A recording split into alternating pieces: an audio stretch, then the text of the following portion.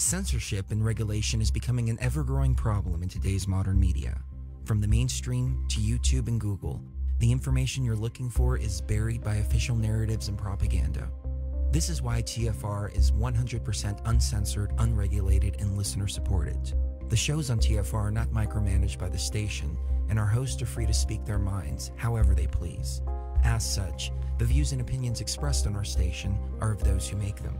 If you happen to hear anything offensive on TFR, please send us an email to toughtitty@tfrlive.com, and we'll be happy to tell you that we really don't give a damn. We stand for freedom of speech and non-censorship.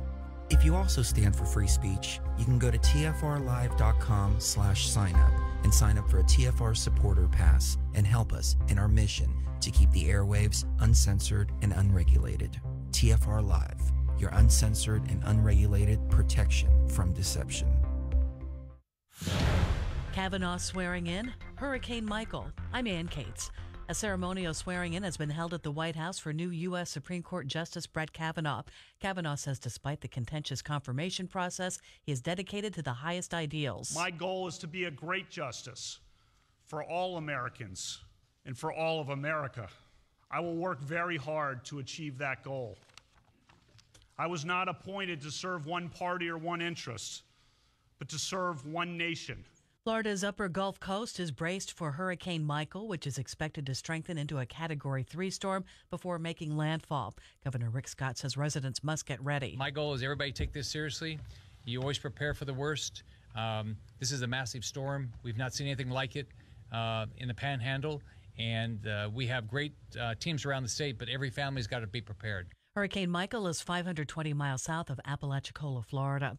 Authorities say the limo that crashed in upstate New York, killing 20, had failed inspection recently, and the driver was not properly licensed. Robert Sumwalt of the National Transportation Safety Board says the vehicle's seatbelts are in focus. We've had questions as to whether or not the seats were equipped with seatbelts. Some seats, we know at this time, some seats were equipped with lap shoulder belts. At this point, we're not sure if all seating positions were equipped with seat belts, and we are not sure at this point whether or not the seat belts were worn by anyone. Workers at some of Hawaii's most iconic hotels are joining a national strike over wages. 2,700 Marriott employees on Oahu and Maui joined the strike today that began last week in Boston, San Francisco, and other cities. On Wall Street, the Dow Jones Industrial Average gained 40 points. The Nasdaq fell 52. I'm Ann Cates.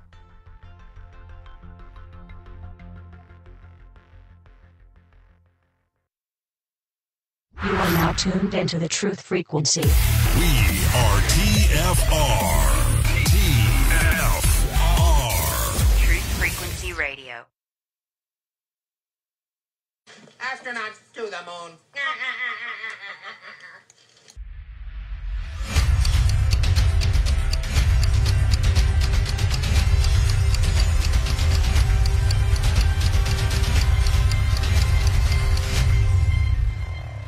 10, 9, ignition sequence start. 6, 5, 4, 3, 2, 1. Not to get off track here, but I feel like we're in the Truman Show, and we're in a snow globe, and they just shook it up. Welcome to reality.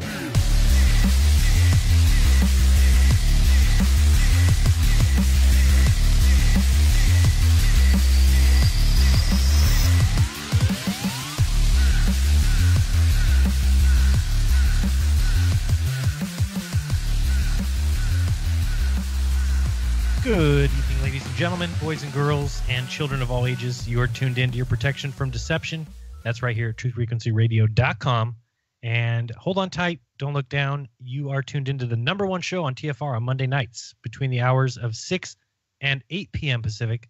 That's 9 to 11 Eastern. That show is Jeranism Monday Night Raw, and it starts now. I'm your host, Jeran from Jeranism, and with me this week and every week until there's no more weeks, my brother from an older mother, David Weiss. David, how are we?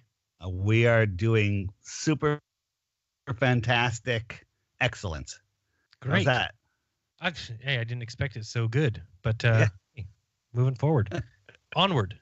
You said, I saw today that you posted a video, one far better than mine. Hopefully people saw my video. Last night I did a quick live stream just to kind of talk about a few things. One of those things being the terrible article on the I Freaking Love Science website, 7 reasons or 7 proofs that the Earth is flat according to flat earthers. I was laughing hysterically, and so went live and did a quick video on that. And then David made it even better. So thank you very much for that, David. You know, sometimes you go off on these amazing rants, and I'm thinking about the people that aren't quite there yet. And I have all of the images and the videos. I'm like, I know what goes with that. So I take the time, put on the images, because we all are very visual people. And then to help smooth out your voice, I put some background music behind it so people don't get annoyed. Did you have to take out a lot of ums? No, I don't take out anything. Actually, you did. You were on a roll. Yeah, I can sometimes do that when I'm on a rant. Otherwise, if I'm trying to plan something, it ain't good. Yeah, see, that's the thing. You know, and your video was a little over an hour. People don't have an hour. We live in the Twitter mentality world, and you know my channel. My videos are just a couple minutes long. So this was a long one for me. It was about 10 minutes, but yeah, I'll allow it. Well, I appreciate it. Thank you. And thank everyone who does take some portions of my videos or David's many videos and republishes them or puts them out. We're all for it. Get the word out there and tell the world that they've been lied to. Yeah, that's on DITRH for those of you that don't know, YouTube. Or Jeranism, the best channel YouTube ever had. I'm pretty sure I won that award. So what else happened? Something interesting. I still haven't had a chance to review my footage, but last night kind of got surprised. I happened to sit down, had talked about doing a live stream when I found out that Bob was sick, and I said, okay, well, let's miss Globebusters. So sorry about that if everyone was looking for Globebusters. Bob was ill this week, so best of hopes and everything. Good vibes towards Bob if he's still feeling ill. I'm not sure as of today. But as I sat down to get ready to do that live stream, I just happened to see that there was a launch. I knew it was supposed to be the day before and kind of thought I missed it, and then saw that they had delayed it a day. That was going to be down at Vandenberg Air Force Base, is about 250 miles south of me. And the only reason I would ever even think of looking at it or looking for it is because Enrique, who's the guy that helped me a few times down at the canal, we've also done some other experiments and went up to the Sacramento meetup together. The only reason that... Oops, sorry. Let me see what happened here. Are we on the air? I hope so. I'm not sure if that's bad news or good news. I think the show must go on. That's what they say, and somebody will tell us if we're not on the air. But maybe we are. So sorry. What was I talking about? I lost my train of thought. I was talking about Enrique. Okay, that was good. Thanks, David. You're supposed to save me there. Oh no, I was talking into a muted microphone. That's what I do. You were talking about the rocket launch. You were sitting down, and rocket launch was 250 miles away. Right. And Enrique, a few months back, had sent me a video of him walking out on his doorstep in the morning and seeing a launch and saying, hey, I got video of the launch. I'm like, don't you live? I think he lives up near Lodi. And he said, yeah. We looked it up. It was like 275 miles away. I said, man, that's ridiculous. I know you could see it that far. So sure enough, last night, my wife and I just went out just to check it out, just to see what happens. Put the camera on it, pointed it up there, and said, let's see what happens. Watched it live, and then sure enough, or watched it on the TV live, sure enough, Mrs. started saying, hey, I think I see something. I ran outside, and there's the rocket taking off 250 miles away. You could see it clearly from my house. Not the rocket, obviously. You could just see a glowing light. But it got up to, I don't know. I was thinking last night, I think I said that maybe it got up to 100,000 feet. Or 10,000 feet. Well, it could have been 10,000 feet. Could have been 50,000 feet. Didn't it look like it kind of went up and just stopped? Yes. But here's the thing. So supposedly whatever they launched from Vandenberg shooting south, right? And my house sits directly facing south if I look out the back door. So we looked directly south and we saw it go up, and then where it appeared to just stop, it could have been heading south. Which is what I think that they would do with a rocket, right? If you're going to launch a rocket from Vandenberg and you're going to launch it out to the water, what you're going to do, because you can't get out if you go up, so you go up to about as high as anything can go, or whatever. Balloons we know go to about 120,000 feet. I think these rockets get up probably pretty close to that. Wouldn't doubt it. And then just head out far enough away where you can't see it anymore. And then it starts to head down to anyone's perspective. Hang on. Do you really think it goes up 100,000 feet? Can we see something at 100,000 feet? Can we really see it? I mean, you could see it from. Well, what you're talking. So what it I looks don't like? know. It takes off and it looks like there's a fireball. That's all it looks like, right? You Yeah. can't. We're 250 miles away, so I'm not saying you can see any rocket. You just see a fireball going up.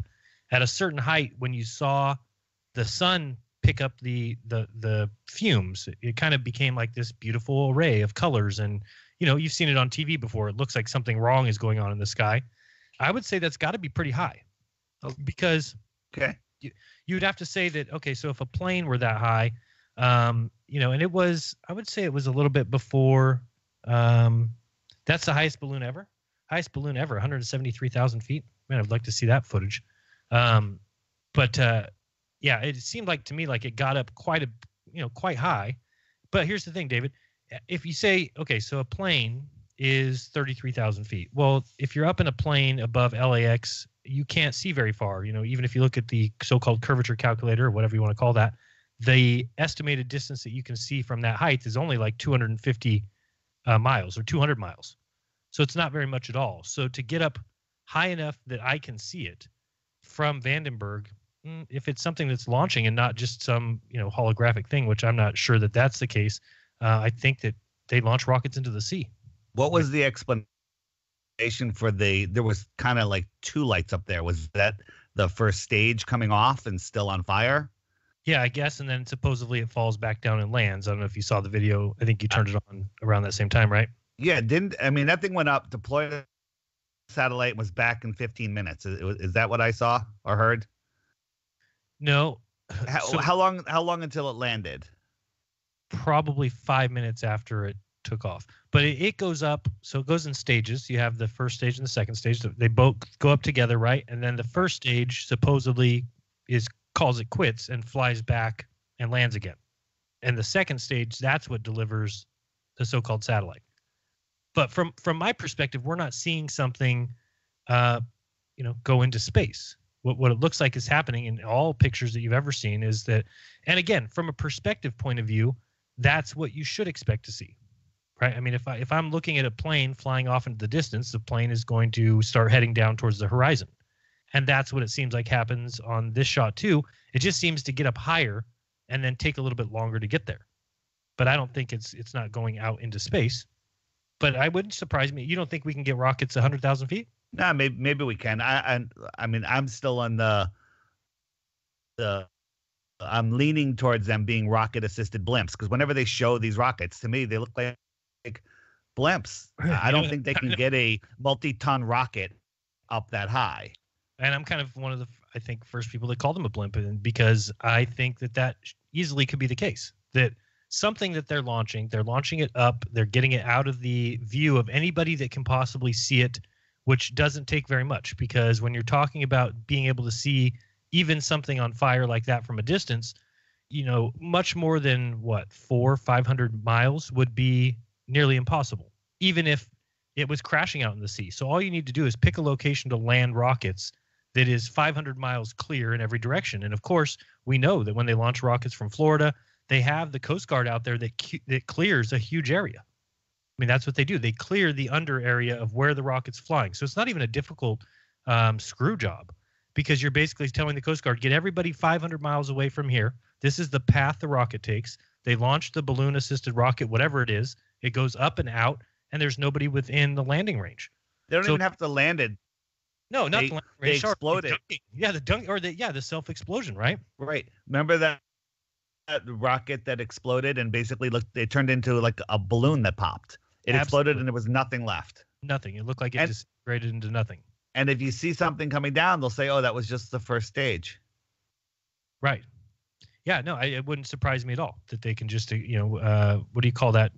Immediate intercept, or just like, when you just immediately destroy something.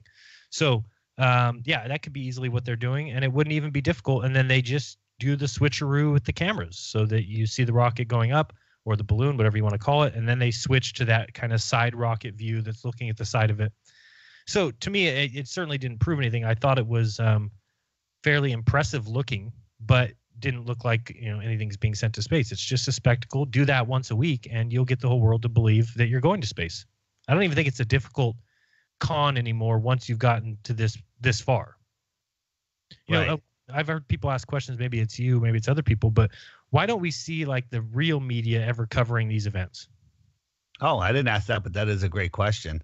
Yeah, they usually don't. I mean, you usually don't see it. Maybe you see it on the news because they're announcing a sonic boom, and people say, "Oh, in the area there's going to be a sonic boom," but it doesn't seem like you have actual investigators or research journalists or anything like that are out there for these events. It just doesn't seem like it to me. I also love the people that go, they say that the two boosters are coming down. There's going to be 2 sonic booms, and all of a sudden there's 2 sonic booms. That proves we're going into space. No, It doesn't. It proved that they made 2 sonic booms. They could just have 2 jet fighters at whatever altitude, cloaked. You can't see them. They have camouflage. They have LED skins on them now. Oh, they'd be at a height that they would just clear the airspace. It's easy. I mean, they're in charge of all that. And then they just hang at the speed of sound, and there's your sonic boom. You understand? Do you understand what a sonic boom is? You do, right? Do we need to explain it for the listeners? You can go ahead and explain it, because I think that there's problems with it. With the explanation of what a sonic boom is? Yeah, I think there's a lot of problems I have with a lot about the speed of sound, and the fact that they say, the speed of sound, as you go higher, wouldn't you think that it would get the speed of sound would be higher?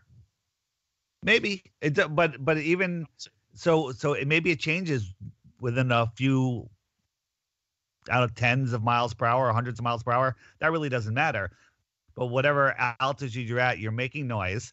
As you're going faster, the sound waves that are going forward are getting more compressed. They're not getting away from each other. And when you match that speed, that forward speed of the sound waves just pile up on top of each other until you start going faster than it. Then all the sound is now behind you. But if you hang right at the speed of sound, you're building a pressure wave of sound. Now, that's what I was told. My senses and my logic tell me it's true, but I haven't created a sonic boom myself.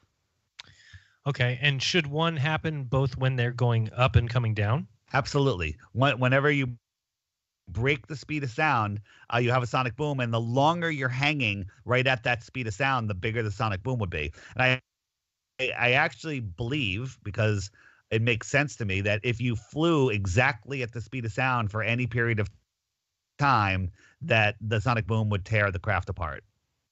It would just be too much pressure, and it would essentially become right. You can't destructive. All there for any amount of time. You have to get through you can't it quick.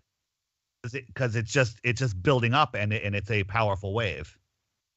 Right. Yeah. So it just seems when you're talking about a layer of atmosphere sitting above the Earth that is the heaviest down at the ground, which, by the way, I heard something else crazy today. Remind me to talk to you about oxygen in a second. But if you have this sound wave going through the heaviest part of the atmosphere, I would think that the sound would move the slowest. And then as you go higher, since there's less and less atmosphere, since there's less and less air, I would think that the speed of sound would increase. But according to science and all their wonders, it is not increasing with height. It actually decreases with height. Isn't that strange? A little bit. Yeah. So anyway, I saw it. I wasn't real impressed. I did film it a little bit so I'd be able to kind of match what we saw on the screen, just to see if there was any anomalies. We did see some weird lights kind of up in that area, but it was hard to tell, when you're looking at something like that, what are airplanes flying in between you and what you're looking at. And we also saw stars behind there. So it was kind of hard to tell, exactly what we were looking at. But very interesting nonetheless. If anybody has any good footage, if you live in Southern California, I'm sure you were previewed to quite a sight. Did you look up any videos today, David, on it? I saw there was one video. I only saw one video that somebody got.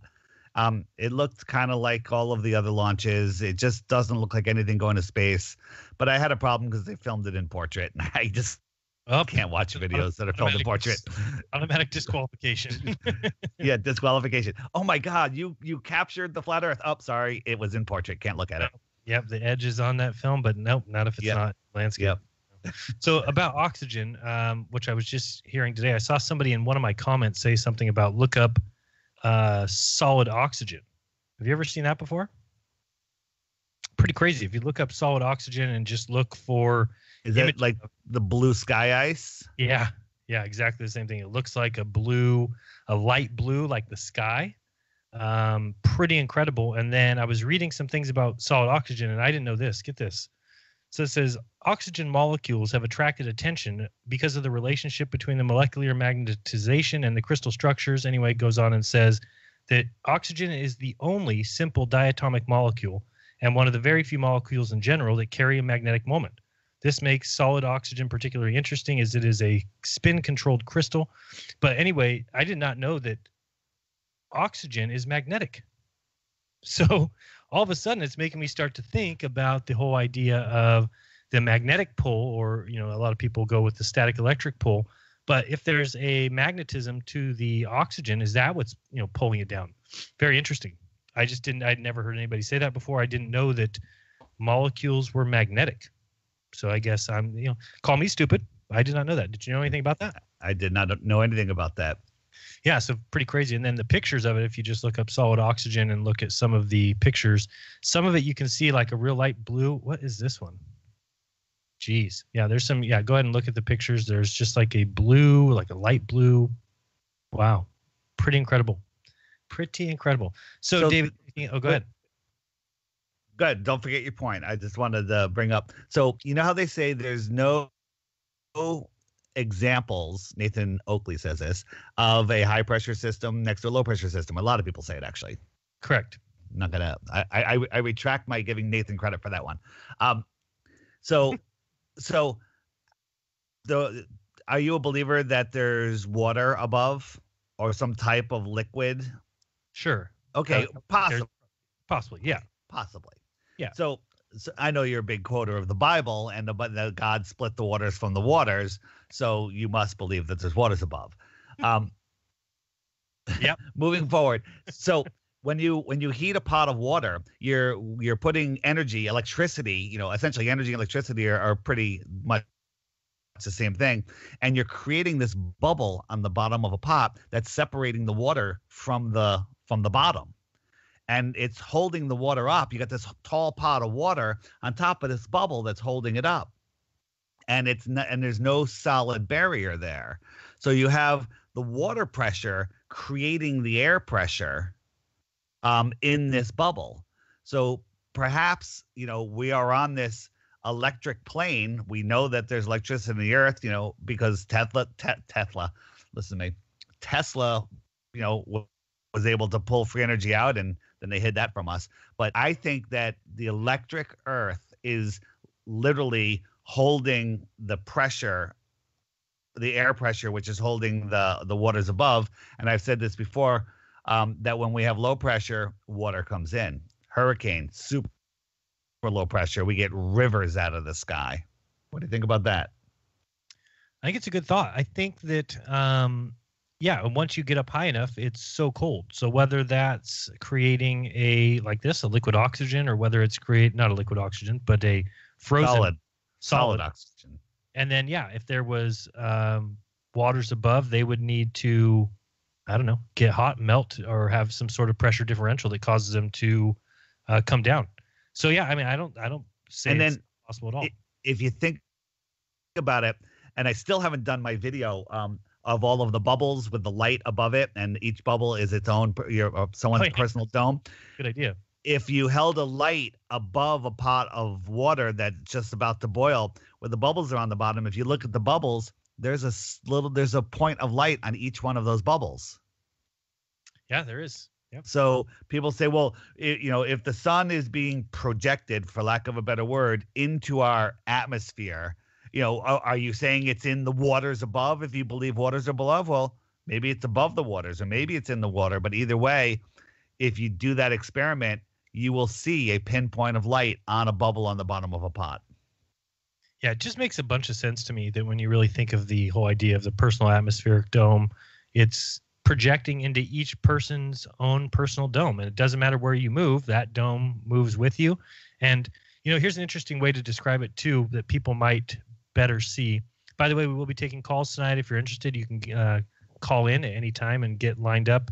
Phone number is 213-233-3998. Other than that, you can just listen to me and David talk about nothing. But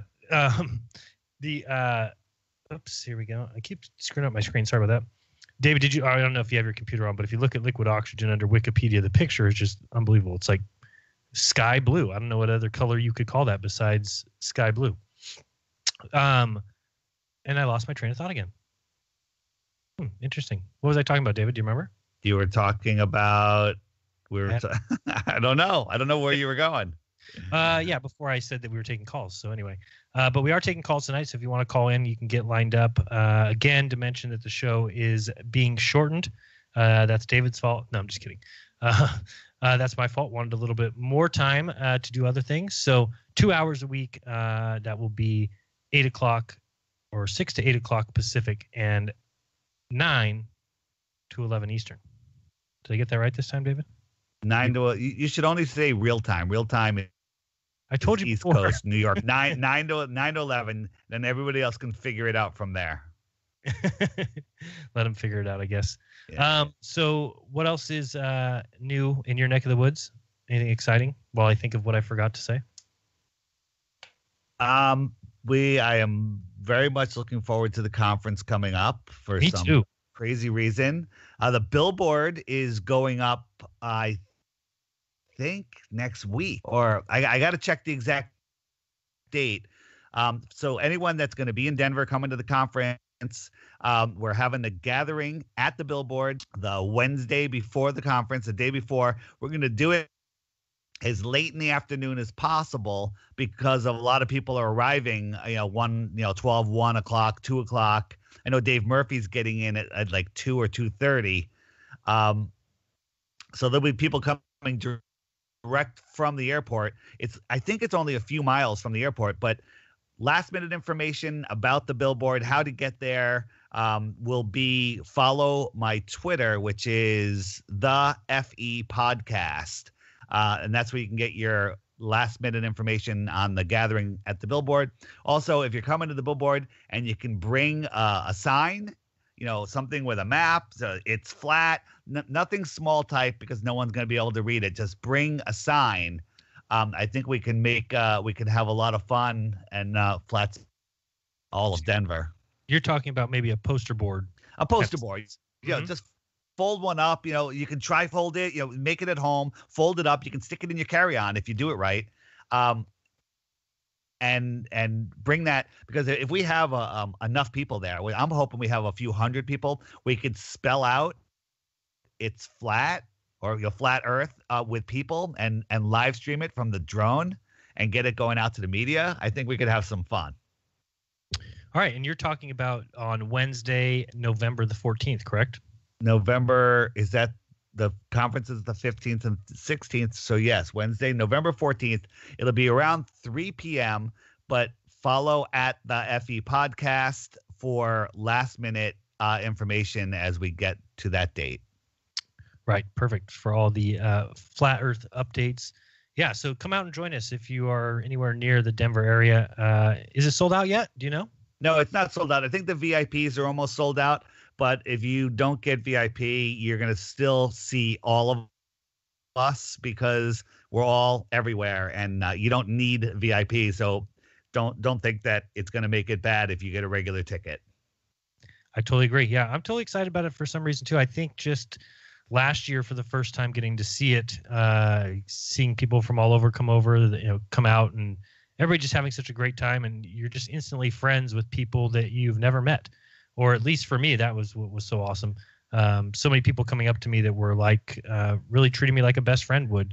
And that was awesome. So I'm totally looking forward to that again. And again, that's November 15th and 16th in Denver. And again, I'll mention again that anybody who wants to come out can stay at Bob's house. He told me that was okay for everybody. So that's fantastic. Yeah, thanks, Bob. Appreciate that. Don't go anywhere. You're listening to Jeranism Monday Night. We'll be right back.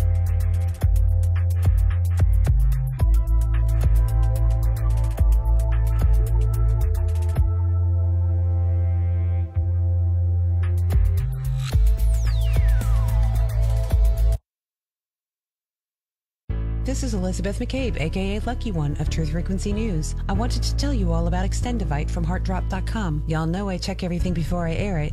When I heard about Extendivite on TFR, I went to HeartDrop.com and started my research. It's got cayenne.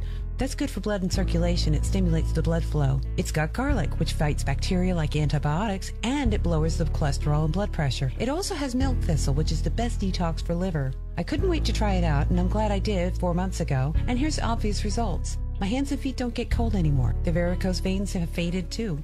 My wrists don't hurt after typing all day. Now I tell you all this because it's true and I want you to really live life. Try Extendivite. Go to heartdrop.com and order it. Extendivite is only $69.95 for a 2-month supply of either capsules or liquid. Call now. That's 1-877-928-8822 or visit heartdrop.com. Extend your life with Extendivite.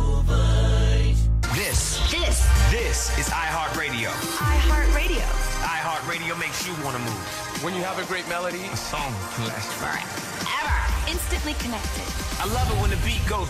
Did you know you can listen to Truth Frequency Radio on iHeartRadio?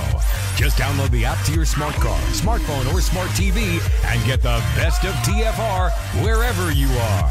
iHeartRadio. I'll see you there.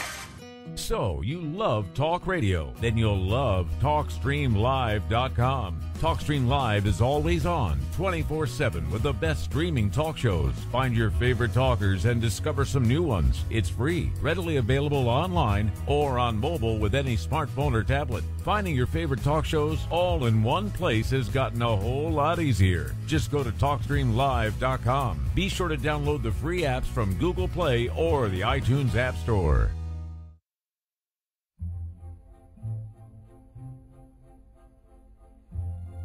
For millennia, mankind has been searching for answers to the big questions, such as, where did the universe come from? Where did we come from? Why are we here? Are we alone? And just what the heck is the Sasquatch all about? I can't promise you answers, and neither can the Woo Crew, but they invite you to join them Friday night at 7 p.m. Eastern, midnight in the UK, for Freaky Friday, exclusively on Truth Frequency Radio. Spirituality, multiverse, quantum mechanics, the occult, and so much conspiracy analysis that it will make your mind melt. Take my word for it. Freaky Friday. It's more than a show. It's a way of life. I am Stephen Hawking, and I am proud to be a Wookiee.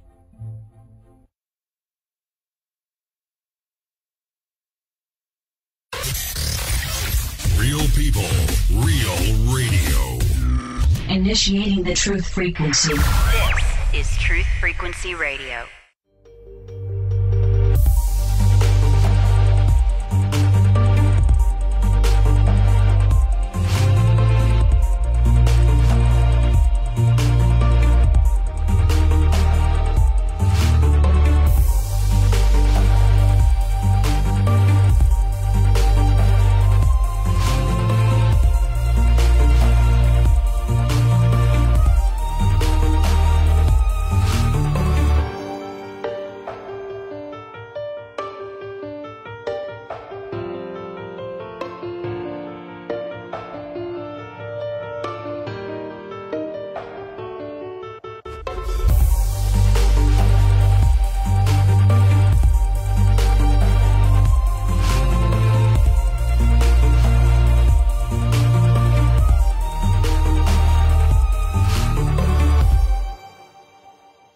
Welcome back. You're listening to Jeranism Monday Night Raw. Thank you for joining us wherever you might be.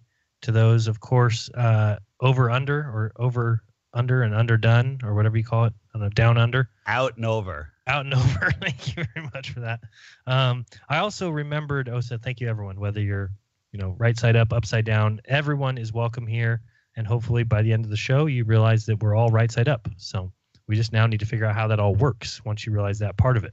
But what I was getting at, David, I was talking about the atmospheric domes earlier, and then I started to give you a little story, a little visual. Tell me if this one helps at all.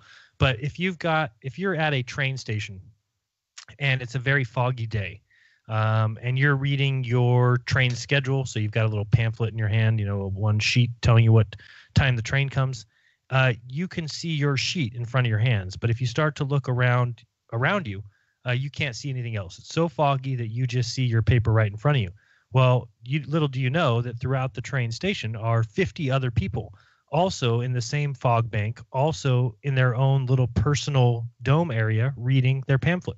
So you can't see other people because they're too far away from your view, and there's too much atmosphere in between you and them. But each person can see fine in their own personal dome. Right. So your dome actually changes sizes. I got an experiment for people to do, and I've been looking on a cloudy, day where the sky is milky white. Whether those are clouds or not is a whole nother show. The sun is, you can see it closer. It's a big fuzzy thing. Now people say, well, it's just coming through that medium. That's partially true, but on super clear days and days where there's haze up there, I see the sun in a different position. Mm-hmm. Have you noticed that? Yeah, absolutely. Another one that I saw yesterday, or this is the day before, I guess. I was driving. See if you can kind of imagine this scene, but I'm driving and the sun is setting behind me, but it's probably a good hour away from setting, maybe even hour and a half or closer to 2 hours. And in front of me, I'm looking at low clouds that are very dark clouds. And then behind them and higher up are very bright clouds being lit up by the sun. And I'm looking at that and I'm thinking to myself, well, I mean, there is no more proof needed than that right there. Because if the sun is behind me and it is shining from 93 million miles away and it's shining on this ball of Earth, well, the fact that there's sun coming over the horizon at all would light up all the clouds that I can see, especially the one right in front of me and right above me that I see is dark. It's not being lit up. But the cloud behind it and higher is being lit up from the sun, which is about to set, an hour away from setting. Does that make any sense? Did I describe that well? Yeah, no, I see that all the time. And it's hard. We see it, but a baller that doesn't understand flat Earth will see it the other way. That's why it's so upsetting, though.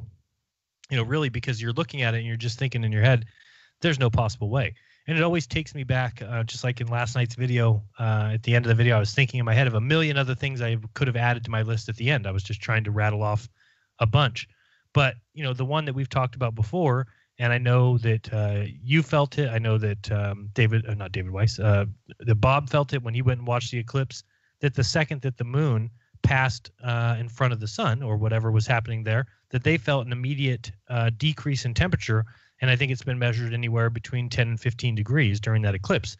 Well, when that happens, if that happens, as it appears to, then when we see a sunset, the second that sun breaks the horizon and starts to disappear, we should see a 15 degree or 10 degree drop in temperature. And it's not what happens. But if you really think about it, it's the same thing. In fact, the Earth is way bigger than the moon. Right. Yep. So, it should be worse. Should be worse. Yep. Yeah. Yeah, so pretty incredible that these things just go unlooked. I mentioned again last night and saw in your video that you made with the way that the moon should look in the moon landing videos. I mean, that to me is just one that just can't be refuted. I've heard a couple people try and tell me, well, Jeran, what you're missing is that we see the moon the way we do because we're looking through the atmosphere, and that's a classic answer, and I love that one because all you need to do is go show them the footage of them going to the moon, and the moon looks identical that it does from Earth.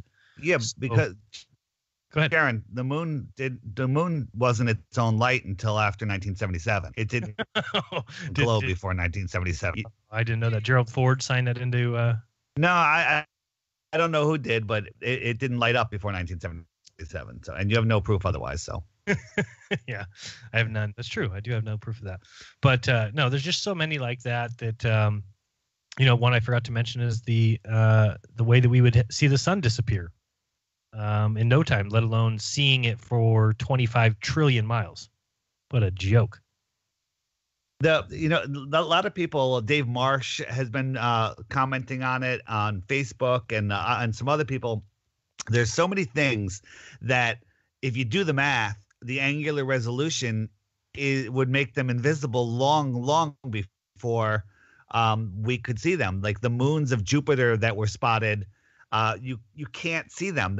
What's the crater on the bottom of the moon, the Enceladus, or what's the name of that crater? I think it's Enceladus or something. Yeah, whatever it is. It's 40 miles wide.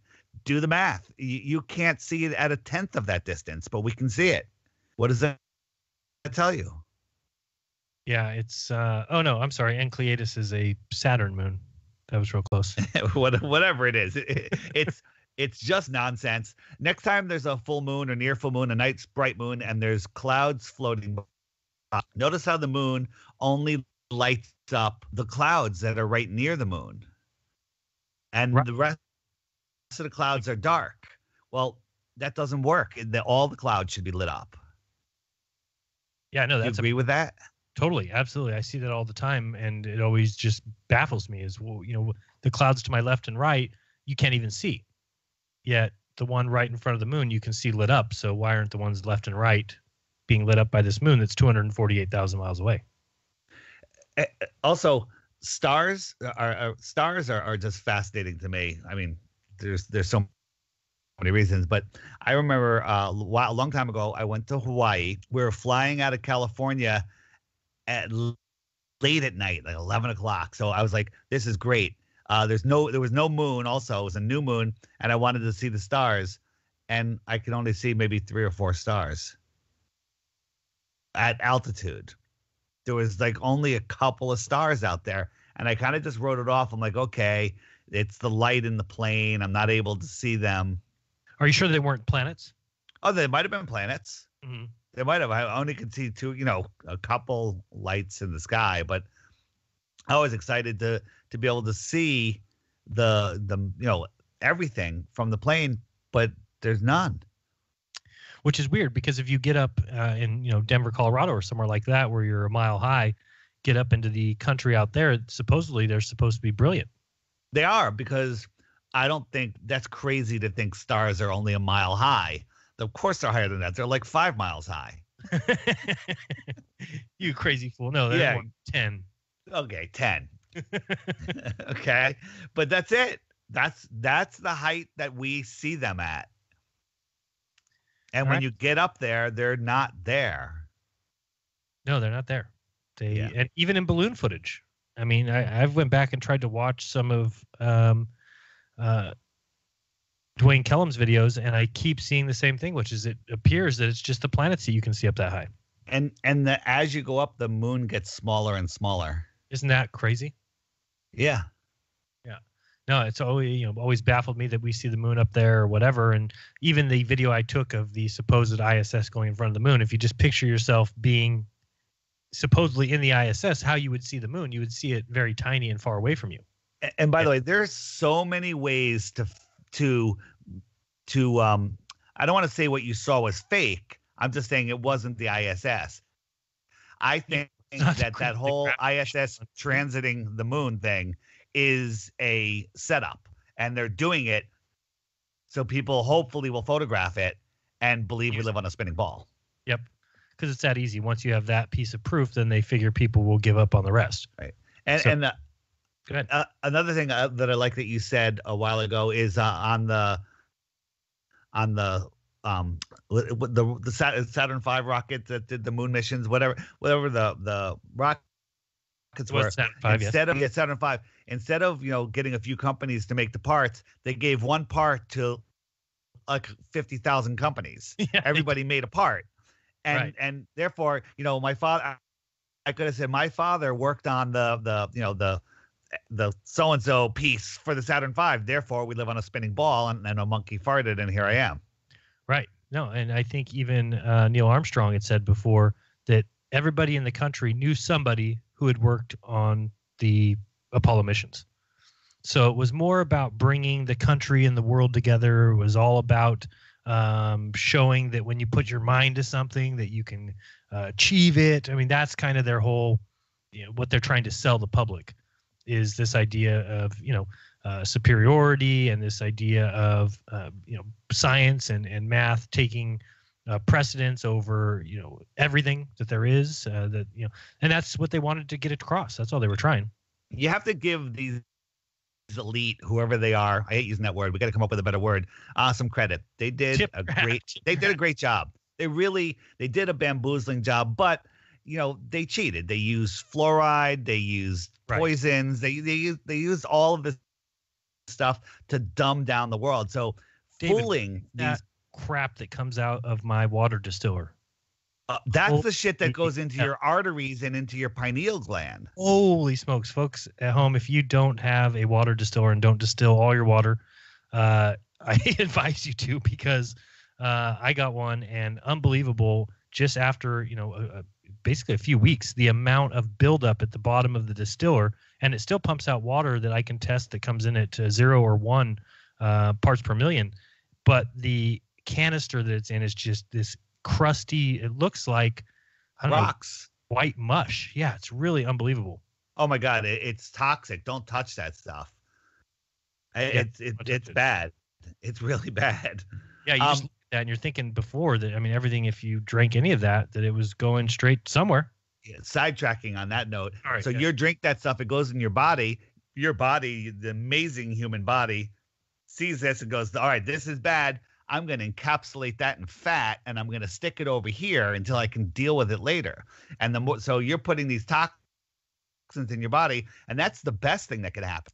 It gets through your blood-brain barrier because they're nanoparticles mostly, and it goes right into your pineal gland, and it goes, oh, I'm just going to stay here and calcify this thing. It's unbelievable what's going on. And here's the thing. There's a lot of people in our community that are aware of this and still don't do it. Yeah, you have to. So I think, how do I say it? Coming from somebody who hears all these things and is very into the truth movement and hearing all these home remedies and things like that, sometimes it can seem overwhelming. My advice to people would be do it one step at a time.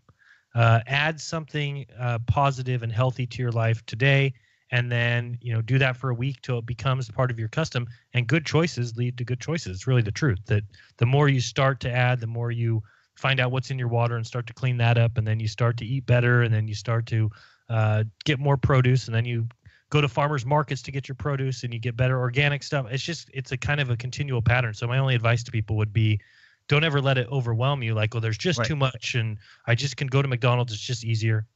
Just do the best with where you are and what you can, and don't beat yourself up if you have a bad meal. It happens. Just do the best that you can from where you are, and that's really it. What's that? I said some of that shit tastes really good. I know. To admit it, but baby steps. You got to remove like one bad thing from whatever you're taking into your body at a time. And when you do that, you'll feel better. And then all of a sudden you'll be looking for, what's the next thing I can remove? What's the next thing I can improve? So yeah, we do have a phone call. Let's go to the phone. You're on with Jeranism Monday Night Raw. Who's this? Where are you from? Or maybe not. Hello. There you are. This is Caroline. Hi, Jeran. Hi, David. Hey, how are you? Hey, Caroline. I'm doing well. How are you guys? I didn't realize you both did this on Monday night. I thought it was just Jeran. It was. You missed last week. I did miss last week. You're right. No, David's Hey, wait till you hear this. So you guys know I live in Arizona. Yep. So, okay. So I saw that damn rocket. And do you know how many miles away I am from Vandenberg Air Force Base? 537. 488. Oh my God, you were 6 miles off, David. Wow. I have no idea. That was awesome. 531, and I multiplied that by itself and by 8 divided by 12, and I got 188,000 feet of curvature. So from 488, and how high in the sky was it for you? Do you know how to count degrees if you if 90 degrees is straight up, it was about 30 degrees in the sky. And could you see the colors, the lit up, when it got to the height where the sun kind of lit up the colors? Could you see that too? I didn't see colors. I just saw 2 lights, and then it went to 1 light, and then just like that kind of misty looking whatever that stuff was that was following it. Right. Yeah, the like exhaust. That plume or that cloud, right? I think it's steam. Yeah. Is it, Jeran? Is it something that we're all seeing in our own personal dome? Like we're all seeing it in a different position? I mean, if it was a projection of some sort, would we see it like we see the sun and the moon? I don't know that. I mean, it's a good question because I don't truly understand what a projection onto 3D space into air would look like. I mean, I've talked to the person that has a patent for that.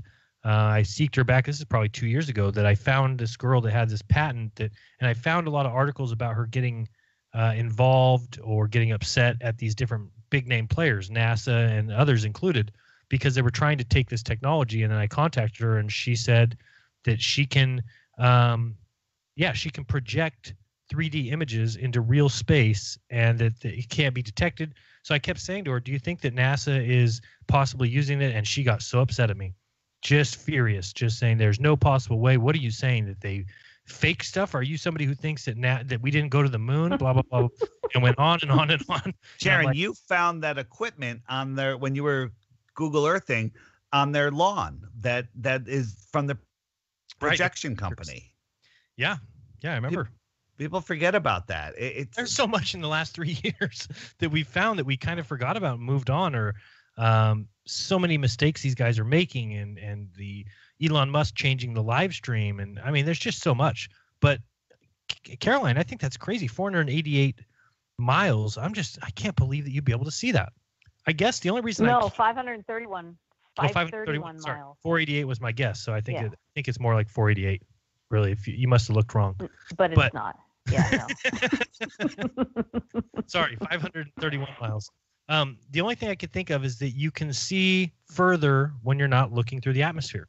So, I mean, that's all I can give it, is that when we're looking left to right, side to side, and we're down at the surface of the Earth, you're looking through the heaviest amount of atmosphere you ever would. So as you start to look higher, as you start to raise your head off of the 0 degrees and up on your way to 90, I think you're seeing through less and less and less atmosphere, of course, right? The least amount of atmosphere being right above you.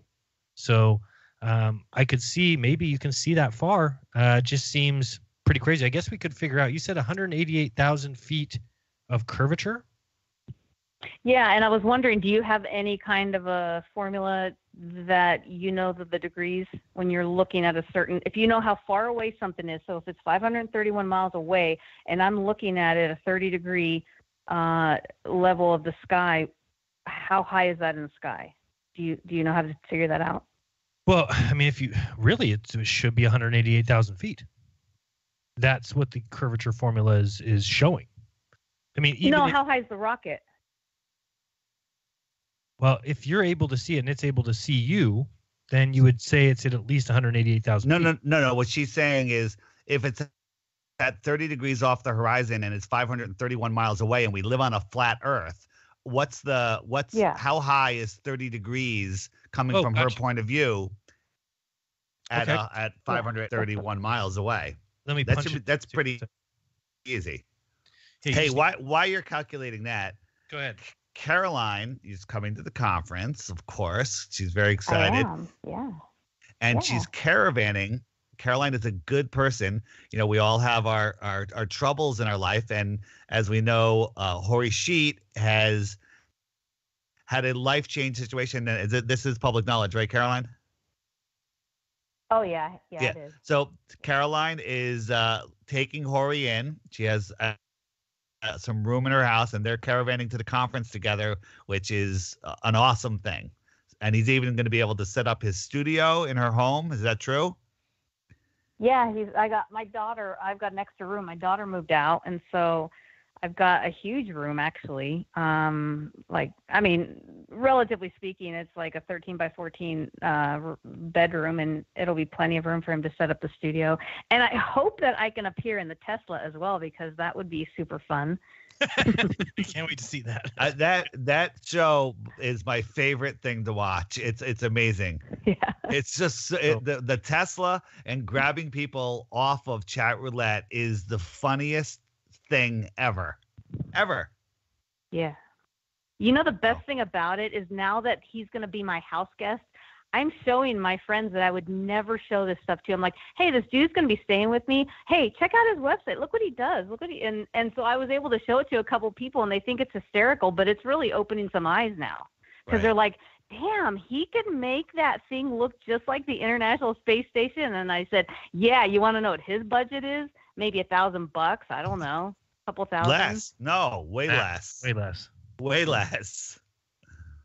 I don't know what his green screen cost him. That's all I'm thinking. $40. What? A green screen is a piece of green material. That's it. Yeah. You need a special camera program. You could do the whole thing for less than $200.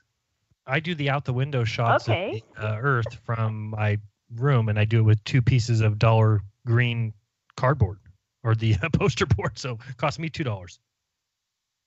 Yeah, we're getting screwed by NASA big time. You think? Well, here's the thing. So. NASA doesn't get $52 million a day or $53 million a day. They're stealing that from us. Right. And they're saying they're giving it to NASA, but NASA is just part of the whole thing. They don't need money. NASA doesn't need any money. No, but they have to because they pay contract. Them. They type numbers onto checks. They pay type numbers onto checks, and the banks that are involved, just pass this around. It's money's not real. You know that. No. Right. So I started learning a long time ago when, like in taxes and things. I mean, just the fact that when we sold used books, that every time you sell a used book and you're paying sales tax, all of a sudden you realize that the government's making. You could sell that book back and forth between 20 or 30 people, and every time somebody's paying sales tax, so the tax on the item ends up being way more than even the item's worth. So it's just and you can never keep track of that. So there's no way to know how much tax should be coming on that or how much shouldn't be. It's just all magic numbers that end up in a computer and giving your money away every time you do so. For sure. Yeah, thank you very much. Caroline, anything else? We got another minute or so. You can take us into the break, Caroline. Sing us a medley. Okay. How about shout-outs? I want to do shout-outs. Let's see. There you go. Ginger, he always does a simulcast or whatever you call it on his little channel. So thanks, Ginger, and all the people. No, in you there. have to say the full name. The full name. Ginger Sugar Bushwhackers. Thank you for clarifying. Yes, that. Yeah. Okay. And somebody needs to do the math on the track because I'm coming up with like 306 miles. That's I think what I'm coming up. That's probably right. That's how high it is. I don't know. Yeah, I think I'll do it during the break. Yeah, I'm putting in a 30-degree angle and a 531 mile base, and it's saying that the height of a 30-degree item would be 306. If what 306 miles. 306 miles. Yeah, that sounds. I don't. It doesn't. Wait, is it doing it off? You're not doing it on the Earth. You're doing it off of a flat plane geometry, right? Right, just a triangle with a 90-degree angle, right? Then you have the 30 degrees is the lower angle. The base is 531, and then it shows the height, and the height comes back at 306. Which I don't know if.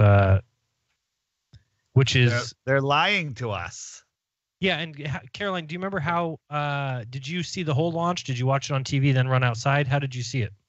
No, I just was walking out of work. I looked up in the sky and I was like, "What the hell?" I had no idea it was even happening. What time do you think that was? A little after 7:25. It was about 7:16 maybe. Okay, yeah, and so I think that's when I clocked out. 7:16.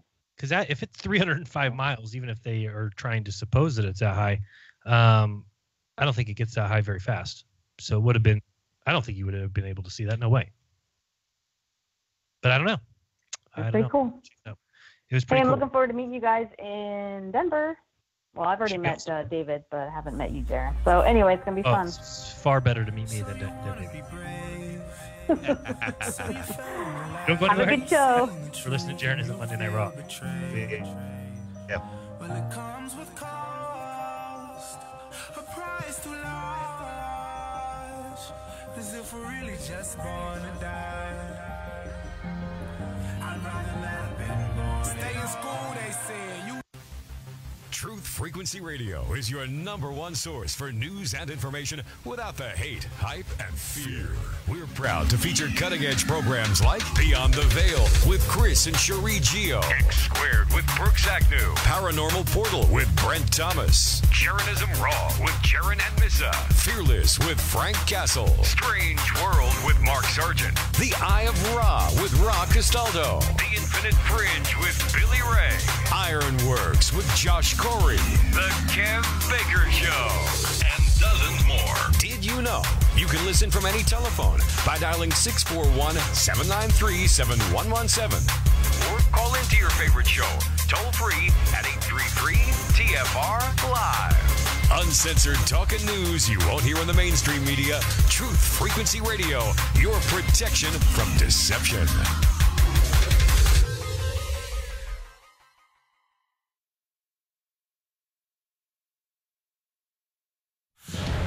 Kavanaugh swearing in, Hurricane Michael. I'm Ann Cates. A ceremonial swearing-in has been held at the White House for new U.S. Supreme Court Justice Brett Kavanaugh. Kavanaugh says he will be nonpartisan. America's Constitution and laws protect every person of every belief and every background. Every litigant in the Supreme Court can be assured that I will listen to their arguments with respect and an open mind. Every American can be assured that I will be an independent and impartial justice, devoted to equal justice under law. Hurricane warnings have been posted from the Alabama border to Swanee River, Florida, as Michael bears down. Governor Rick Scott is urging residents in the area to take the hurricane seriously. The Panhandle and parts of the Big Bend will likely see winds in excess of 110 miles per hour. We have never seen a storm like this hit this part of our state. Again, Hurricane Michael is forecast to be the most destructive storm to hit the Florida Panhandle in decades. Hurricane Michael is packing 85-mile-an-hour winds. Investigations continue into a deadly vehicle wreck in upstate New York that left 20 people dead. Robert Sumwalt of the National Transportation Safety Board says the agency will take a close look at the stretch limo. We are interested in the mechanical condition of the vehicle, inspections of the vehicle subsystems, braking, steering, suspension systems, tires, making sure the right size tires are on there, the age of the tires. We're looking for any possible corrosion that may have existed in the vehicle, as well as any vehicle body and frame integrity. More than 1,000 people have jammed into a riverside park tonight in Amsterdam, New York, for a vigil to honor the victims of the crash, including 4 sisters and 2 brothers. On Wall Street, the Dow Jones Industrial Average gained 40 points. The S&P closed down 1. The Nasdaq off 52 points. I'm Ann Cates.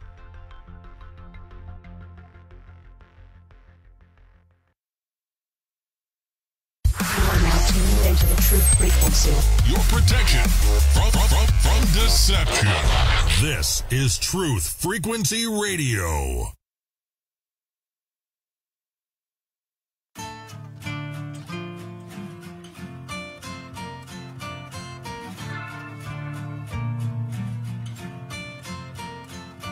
on the weekday. Don't be surprised, don't be surprised. Walk like us. They even talk like us. Walk like us. But they are not like us. On the weekday, you can see the signs, you can see the signs. They wear the disguise. Look into the mind's eye. There's nowhere to hide. Don't stick all the lies. Whispers from afar. Welcome back. You're listening to Jeranism Monday Night Raw again. Thank you so much for joining us. I'm here with David Weiss. We got the phone lines open.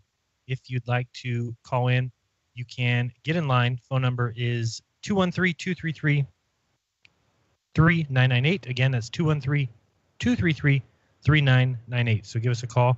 I do think we have a caller already. You're on with Jeranism. Hold on, caller. 531 miles at a 30-degree angle is 159 miles of height. Glad I was on. So 531 mile base, 30-degree angle, 159 height. 159 height. Wonder where I was getting this from. Sounds just about where you'd want to put a satellite. Just about there. Well, now, I mean, my thought is too, again, you're looking through that whatever amount of atmosphere that you're looking through. So does that increase your view angle, which geometry wouldn't tell you, correct? Correct. So, caller, you're on with Jeranism Monday Night Raw. What's up? What's going on, guys? How are you? I'm doing fine. I got a couple things for you. So, Lucifer means light bearer. And if you kind of think about that for a minute, it goes along with your projection, you know. You understand where I'm coming from? So it goes along with your personal projection? No, it goes along with what you guys are talking about, the sun being a projection. Oh, okay, I got you. So the sun is Lucifer? Because you understand. No, not exactly. If you understand Lucifer was called the morning star, and you understand that Lucifer means light bearer, one who brings forth light, and you understand that God dwells in unapproachable light, and you're talking about the sun being a projection, correct? Sure. Yes, it manifests separately for each person. Yeah, and I believe it's a projection. I believe that's very likely. So I just wanted to bring that, to your attention, and I also wanted to say that I understand that people are saying that the sun is not a physical object that you can touch. The sun that we see. Right. Mm-hmm. So this is what I want to share with you. Even if it's a projection, it's projecting onto something. I'll give you an example. My light bulb, I can see through it when the light is off, but I can touch it. Okay. So those are just some things to think about. Okay. Okay, appreciate it. David, any comments on any of those? Yeah, so all of these religions, all of these people talking about the ancient cultures that did sun worship, and I think that all of this stuff is related to the lights in the sky that we see, and the story of Lucifer and Jesus and every other religious figurehead have to do with these things in the sky. I don't even know what to call them, luminaries. And I think it's all about what's going on in our sky. I totally agree. I mean, I think that most people have seen that astrotheology, whether or not you believe the Bible is word for word from God or not, that the Bible has a lot of astrotheology in it. I mean, I don't think anybody really disagrees with that, because you can just start to look at some of the comparisons of, Jesus to the sun, and the fact that you always see Jesus and the disciples with halos around their head, just like the sun has a halo. And the water, or turning water into wine, is what the sun does, which is what Jesus did. And the sun walks on water, which is what the sun does when you see it setting, or when it's above the water. So there's lots of different examples, and even a layout of Jesus's life that goes through the cycles. One of the things I remember a long time ago when Jesus talks about a coming of a new age, and he says, you'll know the coming of a new age because there'll be a man with a pitcher. And a lot of people have talked about that back in those days, that there was no males that would go to get water. It wasn't a male job to fetch a pitcher of water. So the fact that there's a man who's pouring a pitcher of water, when that is one of the astrological signs, which is of Aries, is the water bearer, right? So it's Jesus was saying, it's the coming of a new age when it's time for the water bearer, or the time of Aries. So Aquarius. Sorry, did I say Aries? I meant Aquarius. My bad. If I screwed that up. I think the caller hung up. I've been flat smacking people with the video I have on my channel that is Capella, the star Capella, that was filmed by I forget who it was filmed by, but It's an amazing video. Excuse me. Amazing video that shows what NASA shows us Capella is and what someone was able to film with the P900. And it's not one of those out of focus ones. It's amazing. And then you just watch these people go look at that. They go, what is that? And you watch it and it's just fascinating. I don't know if you saw it, but it's probably one of the best star videos I've seen. I did see it. Yeah, it was really good. I'll just read this is from The Story of Jesus is an Astrological Allegory. But I read this a while back and thought it was definitely quite interesting that 30 years after Christ's birth, he was baptized, and 30 days after the sun is born, he enters the sign Aquarius, which is the water bearer, which is also called baptismo. After his baptism, he took disciples from among the fishermen, and the sun next enters the sign of Pisces, which is the fishes. Then you observe Lent, and you eat fish one day a week in honor of the sun's passage through the sign of fishes. Says, look at the cut again. Christ then became the good shepherd of the flock. The sun enters the sign Aries, which is the lamb. He is young, the lamb, or the son of God. Christ then went out to the salvation of men, so he starts to preach. And let us see how the sun god goes out to the salvation of men. The ancients had consumed the products of the year before and were praying for the sun god to come back and warm the earth to bring forth vegetation, which all animal life required. He came and now must go forth to the salvation of man, fit the fields for plowing, and the bull comes in here for his share of the glory, and he is worshipped because he represents agriculture. The fields are plowed and the seed is sown for a late harvest. Then you look at the cut. The twins represent increase. It says Christ spoke of backsliders. Every year the sun enters the sign of Cancer, which is June 21st through July 22nd, symbolized by the crab, which crawls backwards, and all vegetation dries up and retreats back into the earth. This is called the summer solstice, or John the Baptist, who was born just 6 months before Christ, and who says in John 3:30, he must increase and I must decrease. Christ became the lion of the tribes of Judah. Every year the sun enters the sign Leo, which is the lion, and becomes the lion of the 12 signs of the zodiac. When? Well, why the 22nd of July or 23rd of August, when the sun is hottest, it exerts the most power, the lion. Let the leader look at the cut at each paragraph. What's talking about the cut is it's got a little chart up here where you can turn it and see what each one is. But it goes on and gets all the way even to when you get into Scorpio, the backbiter. So pretty crazy, and goes into Lucifer. And so anyway, it's pretty crazy when they say here, so they cried, how art thou fallen from heaven, O Lucifer, star of the morning? And so here you have your story of war in heaven. Pretty crazy. I think that there definitely is every aspect. And, we saw, David, do you remember when we had September 23rd? What was it, 2 years ago? Or I don't think it was last year, September 23rd, when the sky lined up and described exactly what was in Revelation. Do you remember that? Oh, that was amazing. Yeah. I don't remember the details of it, but it was absolutely ridiculous. Yeah, it was ridiculous. It was right there. And I think it was Revelation 13, and talking about being born of the Virgin. And at that exact time, Jupiter was between the legs of Virgo. Yeah, so pretty crazy. And I don't think anybody would deny that there's astrotheology and hidden meanings and all that in the Bible.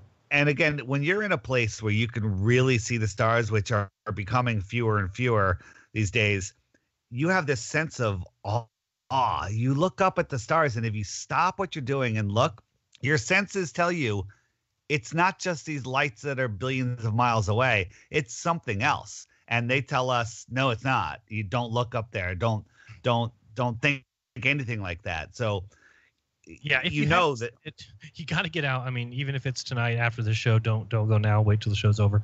But go out, drive as far away from town as you can. Get out, as far as you can to look at the night sky. And I can only remember once in the last 5 years that I was able to be out far enough where, yeah, you get out of the car and you look up and you're just in awe. There's no other way to describe it, and it's right there. It's literally a canopy right above your head. And then if you start trying to play the game of heliocentrism, where you say, oh, that the closest star to me is 25 trillion miles away, and it's not there anymore. Right. You just can't believe it anymore. Right. It's just right. Exactly. That's ridiculous. They tell us to believe this crazy stuff and not use our own senses. And they want us to believe nonsense. Don't use your senses and believe nonsense. That was It's amazing. About that article from I freaking Load Science yesterday is when he started talking about the Zetetic method in a derogatory way. That's when I was the most pissed off. I'm like, what is this guy talking about? How can anybody say anything bad about the Zetetic method, which says go out, observe, experiment, test, and make conclusions? That's all the Zetetic method is. It's just leaving out the one thing that the scientific method includes, which is theorize first about what you might be seeing or what you expect to see, which increases the chances of a bias, right? Now you're going out, you're testing something, and you're saying, well, I think because of all these other things that the Earth's a ball and that we're spinning and that blah, blah, blah, that this test will show this. And then when it shows that, it's just like what David was saying earlier about, you see this thing fly by in my camera and people say, oh, that proves that the ISS, it proves that there's a ball Earth, it proves that the ISS is in orbit. NASA says everything that they do is true just because you saw this little black thing pass in front of the moon. Crazy.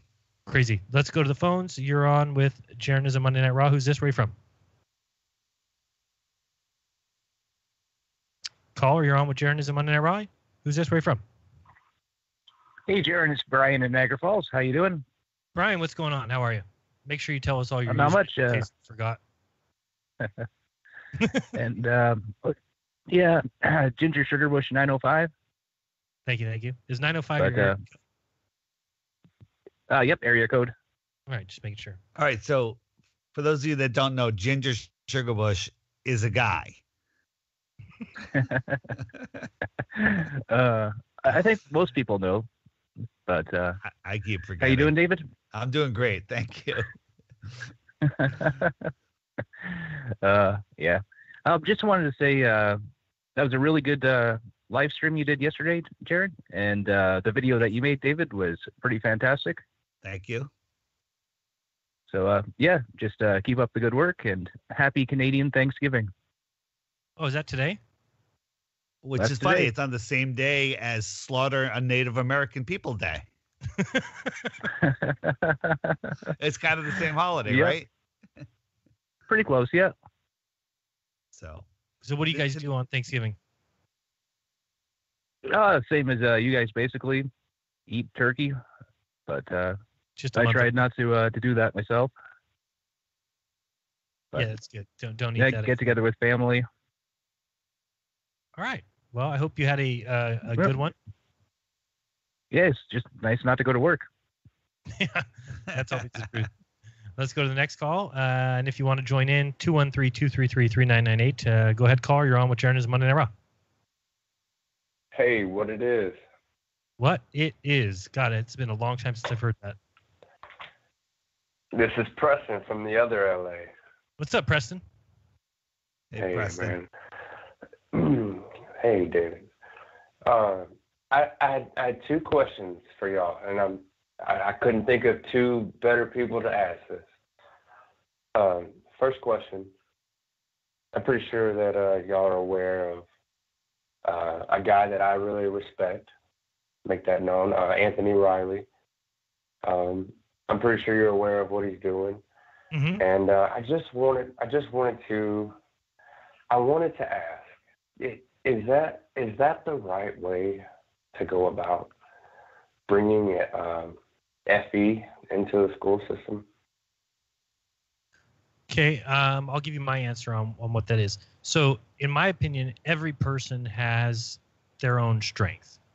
And I learned long ago that, to mock someone else or to say, I don't like the way that you're doing that is just not right. Because to anybody else, maybe they were awoken by a certain video or a certain type of video or a certain type of voice. So I think that whatever anybody feels inside them that they really want to embark upon, then I'm all for it. So I would never say, Riley, I don't think that's a good idea, because to me, it's not a good idea because I'm not in that school system. I don't want anything to do with it. I don't want to ever go back to college. I don't want to sit in a college classroom and be told lies. But I think that Anthony's awake. And so for him, who's already gone through the school system, he can go back, he can sit in a class and maybe help propel Flat Earth in his own way. So that's just my opinion. Whereas, I have my own strengths and my weaknesses and what I like to do. I'm not really good at street preaching. I don't think I would do a good job go stand on a corner with a bunch of signs and boxes and try and talk to people that way. That's just me. But there's a lot of people that are great at street activism, or like we were talking about earlier, what Hori Sheet does. So to me, it's just when I see anybody who's putting forth effort towards whatever they are trying to do, then I'm all for it. You know, I don't knock anybody. I don't say I wish ODD would do videos different, or I wish Daryl Marble would, or even Eric Dubé. You know, to each their own. You know, obviously the people that have come out and tried to slam me or say that I'm something that I'm not a big fan of those people. But as far as the way that they do videos, I think each person is unique. I think you know, it's hard to find anybody better than Eric Dubé if you're talking about being interviewed about flat Earth. So I guess I'll let David answer, but to me, no, there's nothing wrong with what he's doing, because it's something that he wants to do, that he can do, that he's in a position to do. And we need every person in every aspect to start doing things like that. That's how it's going to change the world. I mean, I think already we've done a huge job of changing what children come out of school believing, that they're going to start questioning these things, and it's going to help us get closer to the truth. Will it help tomorrow or in a week? No. But if we do any kind of a bad job at bringing this faster than it should be brought, I think that getting it in the heads of everyone that, hey, it's okay to question things. It's okay to use your own observation skills and your own tests and experiments to find out where you live if you don't want to trust people that are telling you anymore, especially if you find out that they're lying. And again, I always call it the flat Earth information soup. There's all different ingredients in there, and each ingredient, you know, some people hate the cilantro, but other people love it because of that. So everyone does their own thing. Did you see that group that Mark mirrored a video of the Flat Earth Club in the middle school? That a whole room of kids and preaching flat Earth. No way. Oh my God, it's amazing. It's on Mark Sargent's channel. It's the Flat Earth Club. And now there was kids in there that were trying to like mock them, but these kids were holding their own, and they were mentioning flat Earth clues. At least they were telling people, you know, what videos they watched and stuff. And that club is only going to grow. These kids are out of control. So flat Earth is out there. And the more that we do to get people start talking about it, like the 2 videos ago of mine, basically it's about, you know, put a pair of testicles on and start talking to everybody about flat Earth, because it's done. The hard work is over. The last 3 years, we've cleared the floor for you. You can talk about flat Earth and not be a problem. We have Paige and I are here, and a friend's daughter who's late 20s came over, spending the night because she has an appointment in the city tomorrow. And within 2 minutes of being in the house, I was like, you know, hey, I got to go down. She's like, oh, Dave has to go downstairs. He's on a radio show, and she's asking me questions. She didn't know how to swim. I brought her to the middle of the ocean, and I threw her in. And I told her about flat Earth. And she's upstairs, and her head is probably spinning right now. But it wasn't, I didn't get a violent reaction. I didn't get a "you're crazy." I was able to preface it by saying, by the way, when I was told this, I thought the person was crazy. And I told them my experience, which is a great thing to do. If you're trying to wake somebody up like that, tell them your experience, that how you thought it was crazy until somebody somehow convinced you to look. And maybe that's an Anthony Riley. Maybe that's a Jeran. Maybe that's a Bob, but I doubt that. It could be anybody. So yeah. Long story short is we all have to do whatever we feel strong at. I would never do what Anthony's doing, but he would. Right. Perfect. Someone's got to do it. I would never do what Nathan Oakley does. I absolutely hate it, but I love that he does it. Right, and then each person has their strengths, right? I mean, if there was a debate, flat Earth debate, it would be hard to find somebody better than Nathan Oakley to take the job of doing it. So each person has their strengths. I mean, I think that there's no other way to look at it. And like David said, I do agree that grow some balls and get out there and start talking about it. But I also think that takes time. That's not something that happens right away. It doesn't happen right away, but guess what? It's time for it to happen. So if it hasn't happened already, now it's time. It is time to do it, and everybody can do it, and it's not that scary. I was mentioning last week, we were at a music festival. Paige was starting to talk to strangers for her first time about it. It was amazing. And she got a thrill out of it. She's like, that was really fun. And she'd never done that before. So it's changing. In a month from now, I think it's going to be totally different than it is right now. So we got to get out there and do whatever it is that we do strong. Right. And, for me, I've gotten quite a few emails from people that told me, their kind of story of how they flipped. And a lot of them just taught me to keep plugging forward with what I was doing and not change a thing. And thank goodness I was set early on, because I've just kind of rode that wave where I just get on and do my videos the way I do them. I've had many people tell me, don't do them this way, or do this, or try this instead. And I just usually shoo that stuff away, because I'm just going to be me. It's the easiest way to do this, is to be speaking honestly, not try and say something that somebody else says, or not try and repeat something you're not sure of. I just do my own videos, push it out my own way. So I give, Anthony credit for doing it the way that he wants to do it. So does that make sense? Does that answer good? Yes, those were actually very good answers. I wasn't too thrilled about it at first, because me personally, I hate school. Right. But I find myself actually interested in the results that he's going to get, and make it known. I do respect him. I think he's very intelligent. So here's another quick school story. I forget exactly where I heard it from. But I know it's a true story, where it was either college or high school, where the teacher was teaching an astronomy course, started the course. First thing out of the teacher's mouth was, if you think the earth is flat, you need to leave this room right now. Okay. So flat earth is a problem, and the kids are waking up to it. And the kids, you tell a kid to shut up, that's it. That's like telling Wolfgang Halbig to shut up.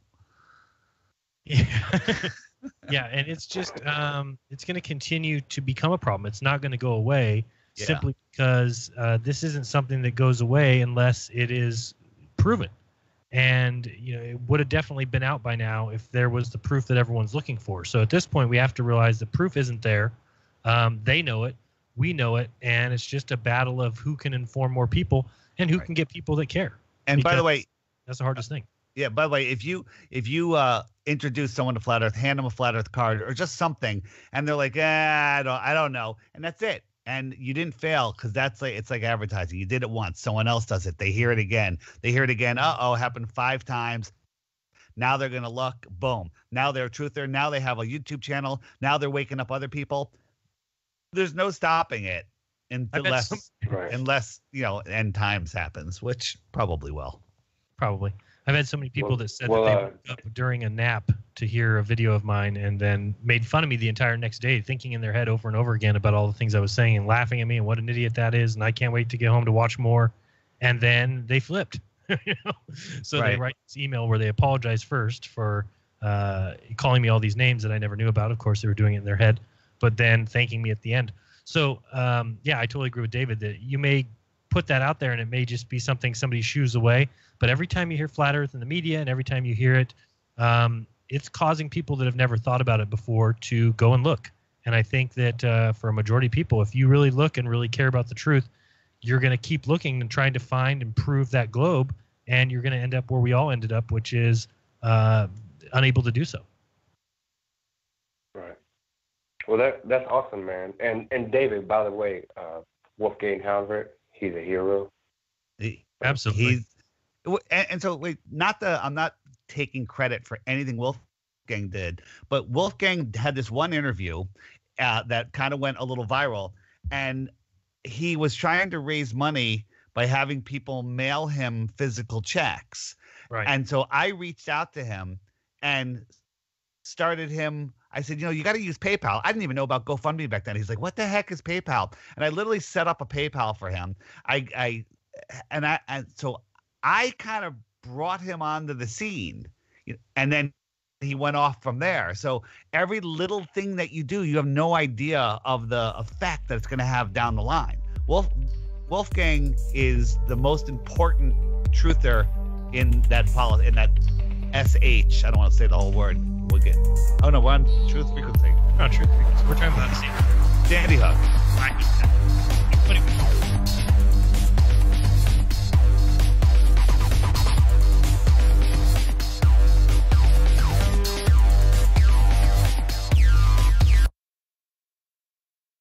The ayahuasca vine is the non-psychoactive component of the South American healing ceremony, ayahuasca. It is known for its anti-parasitic properties, both physically and spiritually, and is considered the spirit of Aya. The hemp plant has been considered a miracle healer by natives around the world for the powerful non-psychoactive component, cannabidiol, also known as CBDs. These miracle plants have been reported to aid relief with everything from inflammation, chronic pain, tremors, anxiety, heart palpitations, depression, and much more. For the first time, we have created the perfect synergy of the hemp and ayahuasca plants to bring you a perfect balance of mind, body, and soul. We call this Aya Life, and you can find it at ayalife.com. That's AYA life.com.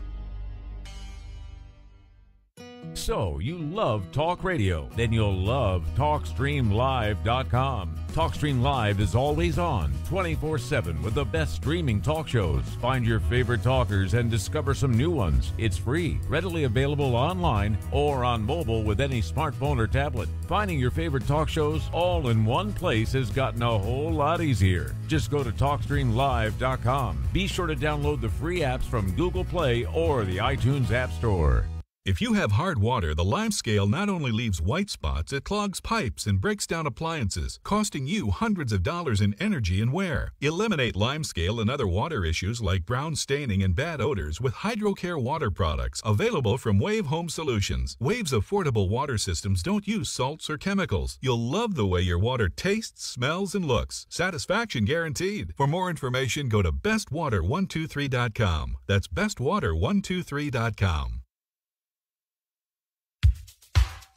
Hey everyone, it's Mark Sargent from Strange World, broadcasting live every Tuesday evening, 10 to 12 Eastern, 7 to 9 Pacific, right here on Truth Frequency Radio.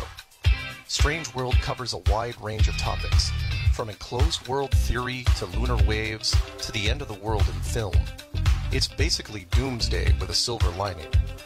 With the audience as my co-host, we take an optimistic approach to all things conspiracy and promote confidence, hope, and humor whenever possible. If there's a topic you want us to cover or a guest you would like to see interviewed, please email me at msargent23@comcast.net. So please join me and tell your friends about Truth Frequency Radio, the leader in real radio programming, bringing you quality, cutting-edge broadcasts from around the world.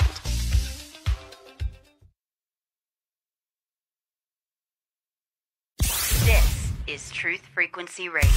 No hate, no hype, no fear. Real people, real radio.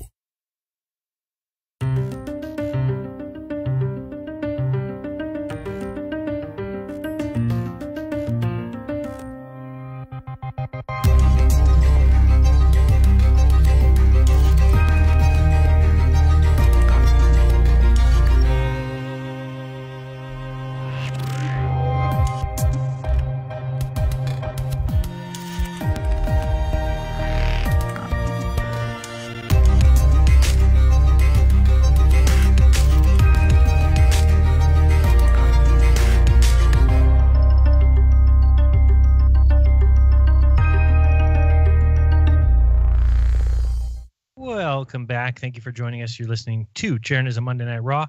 We've got 1/2 hour left, so we'll kind of go through some rapid fire. If there's phone calls, I would like to hear if you were down south and did see the launch and want to tell us about it or what you think it is. Give us a call. Let us know. The phone number is 213-233-3998. Again, 213-233-3998. Or if you have any suggestions or comments or ideas, theories, we'll hear it all. David and I like to shoot the shit, and we like to challenge each other on our opinions or our observations, and I think it moves you closer to the truth. So I'm always open for anybody who's got a idea, theory. Call us, let us know. We'll kick it around. I have an idea. Let me hear it. If it's stars or ethereal beings, that's the one thing we don't want to hear. On Halloween, throw flat Earth information cards into the kids' bags. Does anybody have any cheap candy wrapper makers to where we could make like Snickers, but they're wrapped in the Earth is flat or just spinning wrapping? No, you can do is buy tiny little Avery labels, print out Earth is flat, Jeranism, or whatever you want to put on it, and stick it on the candy bars. That's a great idea. You know what? I'll put that page up on my site. You know, I've got the Flat Earth printables on there, which include the trifold that Friend of Yahweh made and many other PDFs, I think, that came from David's site. But I'll put one up there for Avery labels, so you can just go buy a little pack or probably use my Amazon link. Yeah, absolutely. Or use his Amazon link, or if you go to Staples, wherever you go, buy a pack of Avery labels. And if you don't know how to use Avery labels, it's very easy. Your printer has a template. You type in you put the template number in there. You design your little label, whether it's a circle or a rectangle, and you make it once, and then it'll print it on 30 labels on a page or whatever size your sticker is. And stick them right onto your Snickers. Stick it on even the small candy bars. What would be better is don't cheap out. Buy the kids the big candy bars like they used to do in the 80s and the late 1900s. Don't buy bottle caps. Where you get those 2 candies in a wrapper. That's cheapskate. Yeah. And so give them a good candy bar with a real Flat Earth sticker on it. That would be amazing. Another thing is, I have a bunch of friends that are teachers, and I haven't, they're not like very close, but when I see them, I'm going to say, hey, they have no idea I'm a flat earther. I'm going to say, have kids been mentioning flat earth? Because I think they're going to say, I've heard that, or if they didn't, eventually they're going to hear it. And I'm going to say, if they do, invite me in. I could straighten them out. I got to see this. This is going to be great. Yeah. Make sure you film it. I don't think we were done with Preston. Did you have another question for us? I think you said you had 2 and we only answered 1. Preston. All right, let's go to the yeah, he picked up right there. Are you still there? Hey, can you hear me? Yeah, did you have another question for us? Yeah, I'll make it quick. So hopefully I don't offend people by saying this. I'm already offended. I'm offended. The limousine crash that happened in New York. I'm seeing a lot of things wrong with it. The only thing is I can't figure out a modem.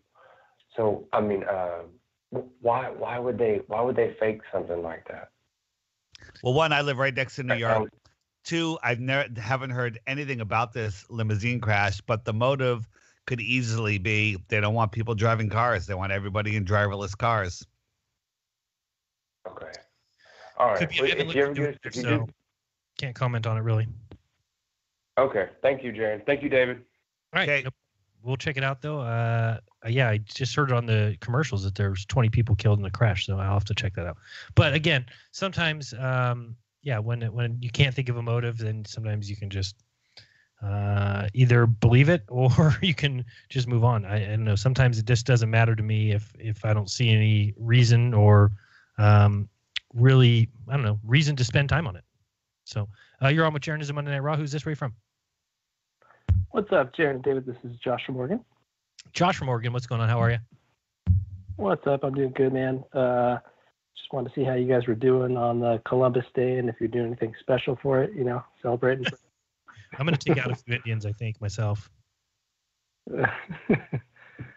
Oh, man. Pretend the other thing I was just say. Yeah. Those kind of things.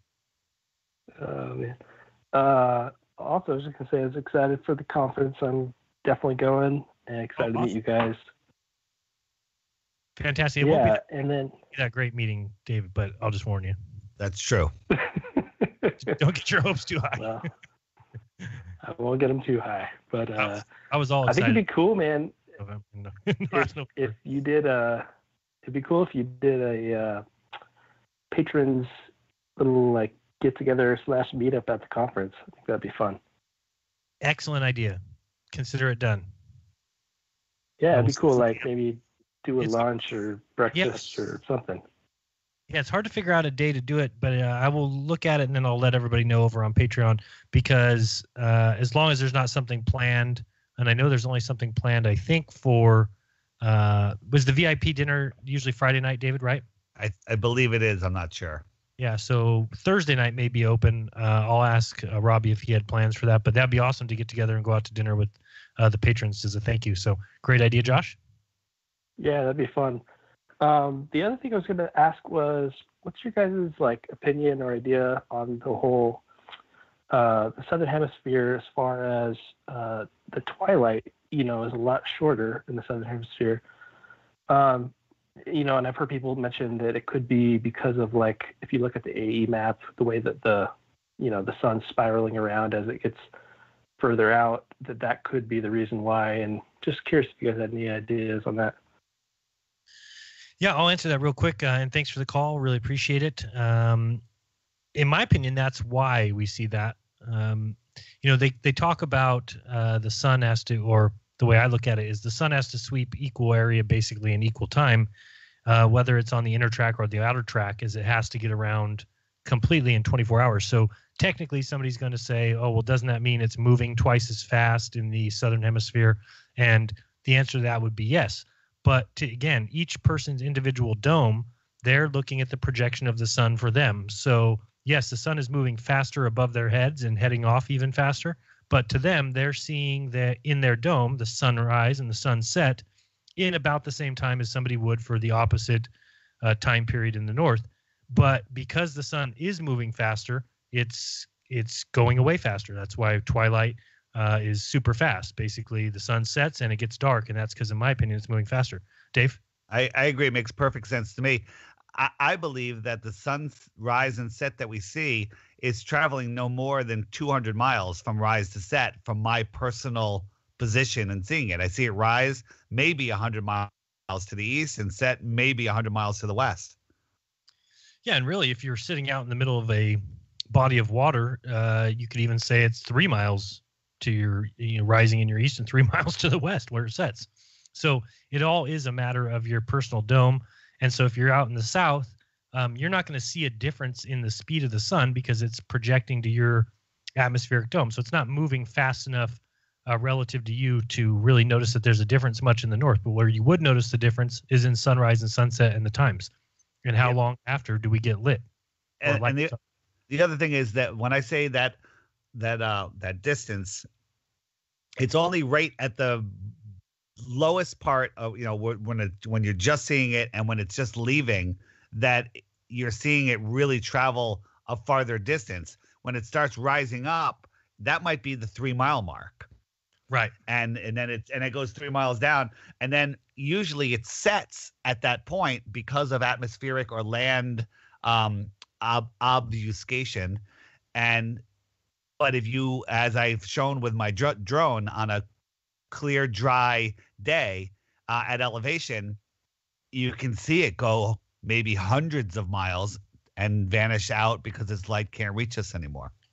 Right. And I think the best way to describe that is when you talk about a cloud horizon.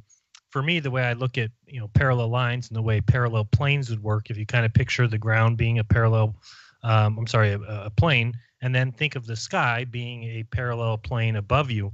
When you think of that and you picture all the clouds going off in the distance, you have to realize that at a certain distance, all the clouds are going to basically gather together at that horizontal or at the horizon. And so the sun... The atmospheric cloud deck you're speaking of. The atmospheric cloud deck. The ACD. The ACD, there you go. And so you're seeing the sun set behind that. Now, you can't see that from the ground. When you're at the ground, you look and it looks like the sun is setting. You're actually seeing a reflection of the top of the sun in the bottom layer of the atmosphere, which, of course, when you reflect the top of a sphere, it's going to give the impression that you're looking at a gigantic sphere, circle.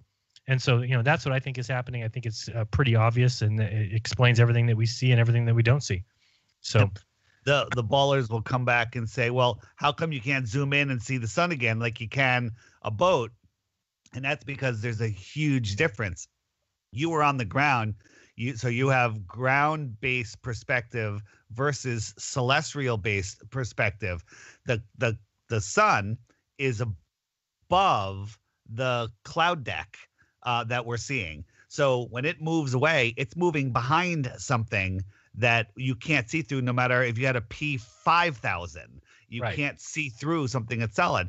On the ground, ground-based perspective, you're losing things due to two reasons. One, the thickness of the atmosphere and the distortion. But if that's clear, you're losing it mostly due to angular resolution. And that's where zooming in can increase that angular size. And boom, it's back again. Two completely different things. Yep. Let's go to another caller. You're on with Jeranism Monday Night Raw. Who's this? Where are you from? Hey, it's Josh again. You unmuted me. I was just listening. Sorry. I do that often. I'm not very good at realizing when they start packing up how many people are listening and how many people are calling. So, David, I think that's do you think it's one of the big hurdles for people to accept flat Earth is the sunrise sunset? There is. There's a YouTuber, an old guy named Flat Freddy, who has this one video of the sun setting over the ocean and posts it in every comment on every video all the time and says that there's no way he can see around this. And I actually took some time in the last few days to try to explain this to him, and he just cannot see it. I don't know if he's a troll, although his name is Flat Freddy, so I don't know, or Freddy Flat, whatever it is. Well, David Marsh tried to send me a few videos. I think it's David Marsh. Is he the one that has the sun setting on the water video? And I know David Sims. Sims. Okay, yeah. Yeah. And I think he was upset that you had put out your drone footage, basically saying, "No, David is lying. This is not what's happening." When what you were showing is simply exactly what was observed, which is when you got up high enough that the sun fades out.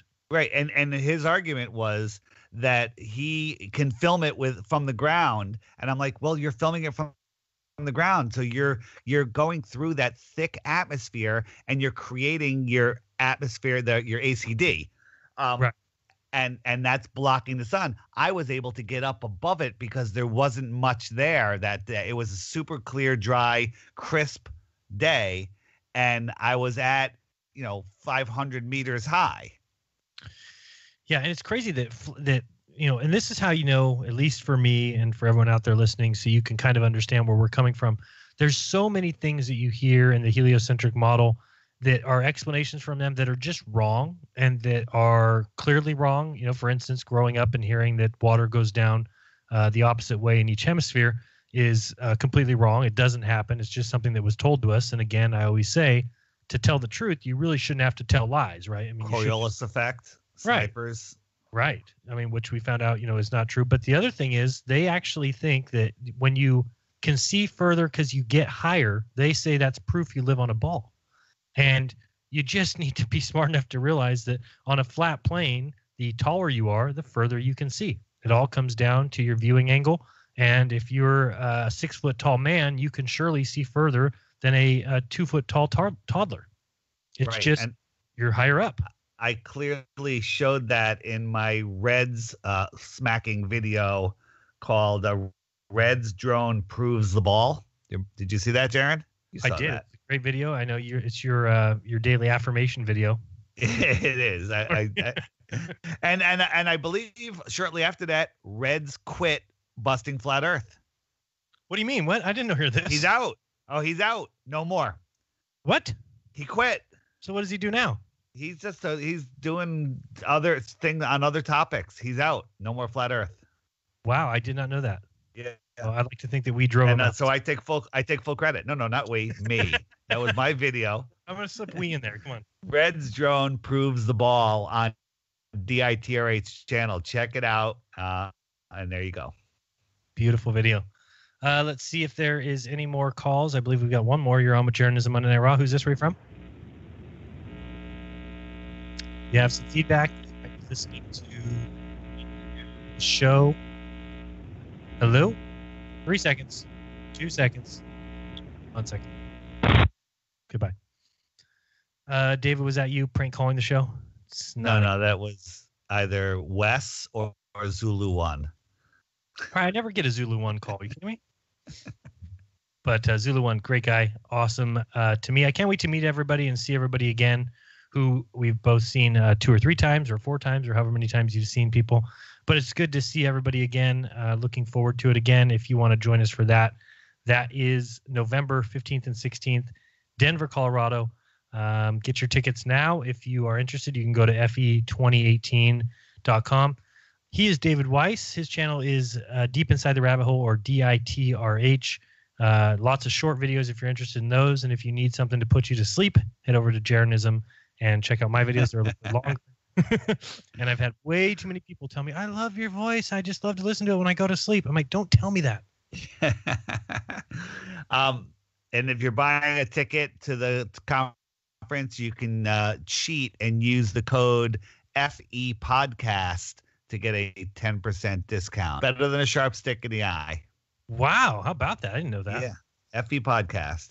And if you become a patron at patreon.com/Jeranism, you will also get to go to dinner with me if you also go to the Flat Earth Conference.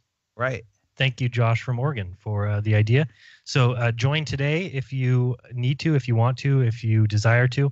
But if you don't, I have no problem with that. I think that everybody should give when they have the opportunity. I gave $15 to the Anthony Riley pledge-a-thon because, like David said, I don't like the idea. It's something I could never do, but I applaud him for wanting to do it. And I think that there's lots of help when you're talking about something like that costing somebody $2,000 to take a college-level course. It's something that somebody's gonna have a hard time affording on their own. But when we can get together and I can contribute $15 and David 10 and Bobby 5 and so on and so forth, sometimes we can make some things happen that otherwise we wouldn't be able to. So I'm all about giving whenever possible. I want to bring up something on the video that I took from your live stream. I left in the part where at the end where you list your Patreon, and you also talk about a cheaper way that people could donate by going to Amazon. That's a free way. And yeah, well, you didn't point out that it was free. You did, but people got to realize that it's free. I got so many comments that I actually didn't approve just because they were just not helpful, saying that, why are you supporting Amazon? And the truth, and the answer is, I'll answer this for you, Jeran, is we're not supporting Amazon. We just know that people are lazy and convenient. And let me tell you something. I need something quick. I get it as Amazon because I could probably order it within the next 12 minutes and have it tomorrow by noon. It's ridiculous. But Jeff Bezos is in my opinion, is right next to Elon Musk and Joe Rogan as far as respectable people. So if you want to steal some of his profits, just use Jeran's link, and Jeran gets 2% approximately 2% of the sale. No skin off your back, only skin off of Jeff Bezos' back. And some things are much higher. I think like if you buy a book, like it's even as high as like 10%. So there's different percentages, but it's awesome and helps me out a bunch and is free for you. And again, if you're not shopping at Amazon, I'm certainly not telling you to shop at Amazon. Right. But if you are, why not rip off Jeff Bezos? Right. Exactly. Okay. Send a little this way. So that would be awesome. I always appreciate that. And you can just go to j.mp/Jeran, JERAN, and then you can put it as your bookmark. And every time before you shop, you just click it and you're there and boom, easy. And if you forget that almost impossible thing to remember, which is actually simple, but it's just one of those things that I haven't memorized yet, you just go to Jeranism.com, upper right corner, Amazon link, click it, and you're shopping. That easy. Totally. Yeah. So, nope, I thought we had a caller, and they called and hung up. So that was it. So, so no more calls. We're going to close down the calls, but next week, give us a call. We would love to talk or chat. I guess if you called within the next 2 minutes, you could get on. And here's something to do. Please. We preach to the choir a lot because it makes the choir better singers. And when we're talking, when we have that opportunity, what's that? That was a good one. Who gave you that one? I just made it up. It just came out of my mouth. Shit. I believe the good Lord spoke these words through me. Dean Odell? Is that you? Yeah, it must have been Dean Odell. Yes. So come with your during the week, as you're watching things, as you're talking to people, when someone asks you a question that you don't have the best answer for, write it down and then ask us, or bring it to us, and maybe we have a better answer, because I have a lot of answers. I think that is my strong point, is helping beginner Globers. It's actually really beginner flat earthers. It's really an easy job, but if you have that, if you're equipped with that answer, it gives you more confidence to talk to other people, and it makes you just that much more effective. So I think we're all getting more effective every day, and that if you haven't spoken to somebody, just try it, touch on it. Hey, do you hear about this flat earth thing? Just throw a question out there and start the conversation. That's what I was saying. I absolutely allow you to hand my videos off to people and say, look, this idiot believes the earth is flat. It's okay, because I've had so many emails from people who said it started that way. So if you're afraid to say anything, but you just want to get the word out in a way, hopefully you get better at doing it than that. But in the meantime, go ahead and just say, hey, have you been looking at this flat earth stuff? Check out this video, share it in an email, share it on your social media, and at least you don't look like the immediate fool. And of course, we know that it's not foolish. It's just the result of being lied to, and it's tough to get through that little hump. That hump of you can call it blockage, you can call it cognitive dissonance, whatever you want to call it. It's simply our inability to get over the fact that we've been lied to, and that we don't know everything. And to me, you may listen to the show and say, hey, these guys don't know anything about the flat earth. They don't know how the sun works. They don't know what the moon is, or whatever you want to say. And to me, just like I've heard in so many other quotes, but I'd rather have no answers than to have answers that are wrong. And that's the way that we were brought up, is to be given all the answers. It makes you not interested in the world. David, before you start listening to flat earth or hearing about flat earth, I mean, how often did you even look at the moon or care about the sunset?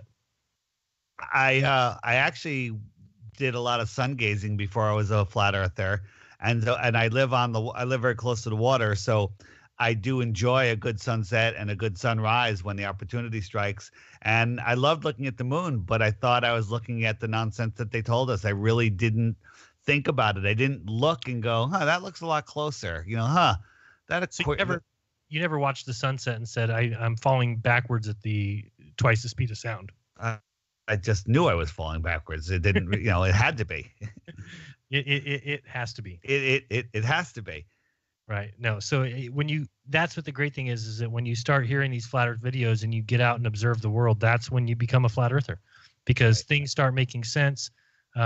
Things start to jive. We talked about over and over again the whole idea of the AE map being taken off the site earth.nullschool, which is just, there's no other reason for that other than you have a map that makes sense, that people are starting to talk about, they're making videos about, they're starting to share, and they shut that thing down as quick as it was up. Yeah, that's one of my favorites. But there's lots of videos of it. You've captured it. I used it in the video today, the IFL video. As when you were talking about it, I brought in your the one where you were showing the 300 mile an hour outer hemiplane upper winds that are outrunning the spin of the Earth. Yeah, and get this, I was rewatching the show last night, and actually, Miss had pointed out, she went to the site of the ZQ pilot, and something I've noticed before on that map and never really, I guess, paid too attention to it. But if you look at the path that the ZQ pilot took, I talked about it last night. He went to Brazil, then from Brazil to the 90-degree marker, turned around and went back to Brazil. Then from Brazil, he goes to New Zealand. And if you look at the map, and all you have to do is type in ZQ pilot, it's the first image that comes up. And when you look at that image, look at the path that is taken from Brazil to New Zealand. And you'll notice it looks like the letter N.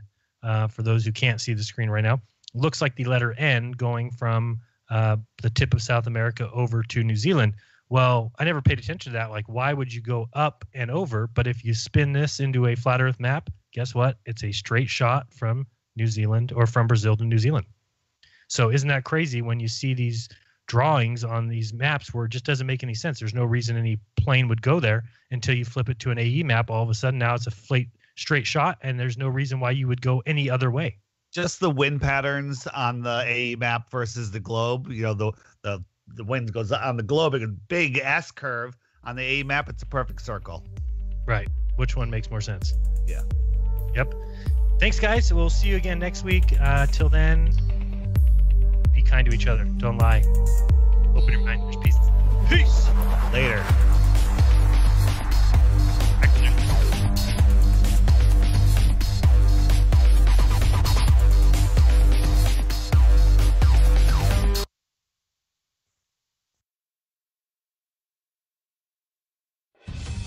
Truth Frequency Radio is your #1 source for news and information without the hate, hype, and fear. We're proud to feature cutting-edge programs like The Christopher Everard Show, The Covert Report with Susan Lindauer, Enemy Within Radio with Tom Barnes, Freaky Friday with The Woo Crew, The Gematria Effect with Zachary Hubbard, America's Evil Genius with Travis Cook, Phoenix Rising Radio with Phoenix,